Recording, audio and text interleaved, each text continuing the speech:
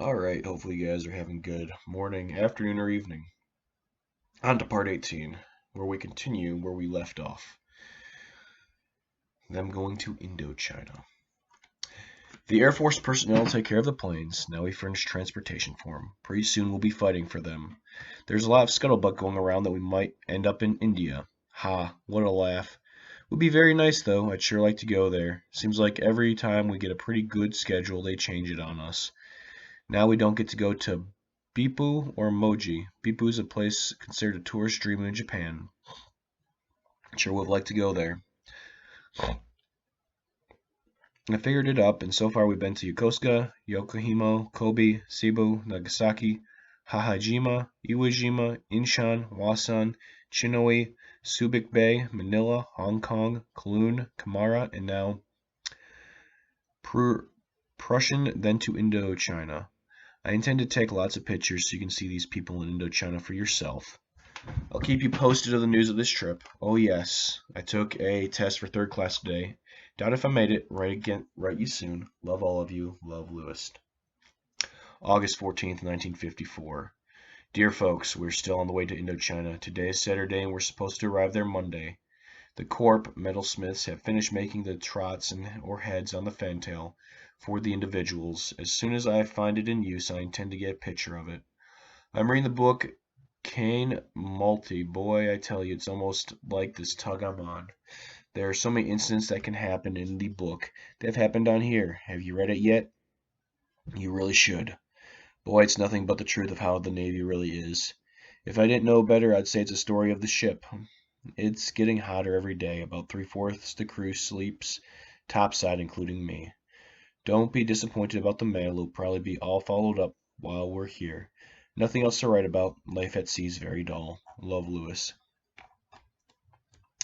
August 20th, 1954. Well, today's August 20th. We just now anchored at Cape St. Jacques. I can't find it on the map. I presume it's close to Saigon. The last few days are something I'll never forget as long as I live. We picked up a little better than 2,000 people on the 18th, weighed anchor the same night. At first, the people were scared to death of our ship because they never saw anything so big. Second, the commies told them that we were going to take them out to sea, shoot them, and throw them over the side.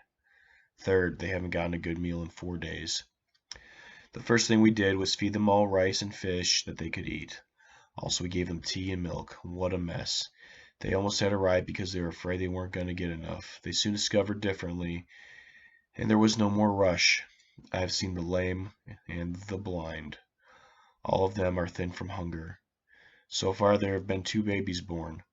One mother named her baby C because it was born on the water. About 90% of the women are going to have kids. If I told you the heads they made on the fantail, well, they didn't know what it was for, of course, and they had been using it to wash their clothes and take baths and wash their dishes. This ship smells to high heaven with rice and fish. It's all they eat, so that's all we can feed them. They don't drink water, they don't drink any kind of beer, mineral oil, tea, and milk. Now the trip is almost over, and people are beginning to smile and play simple games with the kids. These kids are picking up English faster than any other kids I have ever seen. One seaman was on the fantail talking and teaching about 20 kids to say, Jesus loves me, that I know, for the Bible tells me so. They repeated it immediately, and just like that, the other kids go around the ship saying, hi, buddy, or go to hell. About half the kids are wearing little white hats the crew gave them. There's one little girl dressed in the black from head to foot and seemed all alone. She's about 13 or 14 years old, and she never talks to any of the other people. And they don't talk to her. Well, I have her some junk I bought in Japan. But the thing she liked the most was the bar of Lifebuoy soap. She'd just sit there and smell it and then put it away and then take it out again and repeat the act over and over. When she thanked me, she almost cried, and so did I. All of the women chew some kind of nut that turns their teeth coal black, and all of the black hair virtually reaches their waist or longer. By the time you get this letter, you'll probably know more about what's going on than I do. We've had photographers from CBS, TV, Lifetime, and all the other big outfits. We were the first ship to load the refugees. Could you answer the question, What would you take with you if you had to leave home like these people? Some brought straw mats, others rice bowls, others bundles of firewood, others more practical articles. It's in all very pitiful. Believe me.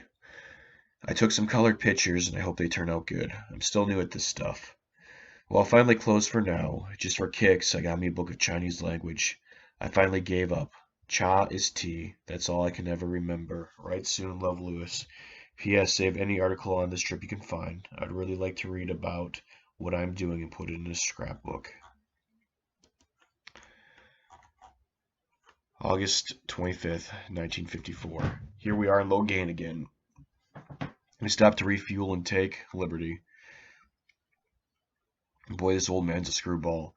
A U.S. Navy ship, as you know, is not allowed to have beer on board. At least you can't sell on board the ships, so when we were in Saigon, the old man had 500 cases of French beer brought aboard. Now every time in port he gives a certain part of the crew a swimming party. The ship's stores takes the beer and sells it at 30 cents a bottle. Somebody's making out. It's almost came to an end last night. As usual, they had a swimming party and beer to go with it. Well, the coxswain of the boat got drunk, blacked the boat onto the rocks and ruined a rudder screw. So they had to send another boat out to bring us back. And here comes the old man. He started drinking and had the urge to swim, so off he goes. Well, every time, this is all at night time, he got the water over his head, someone would swim under and pat him on the rear, while the old man just blew his top. Finally, someone grabbed his legs and pulled him under. No one knows who did it. Well, the old man came up yelling at the top of his voice. He relieved the officer in charge of the swimming party of all further duties, which is very bad for an officer's record. He made the swimming party return to ship. Everyone thought, well, no more swimming parties, but the first thing the old man did in the morning was send another one out. But he stayed on the ship.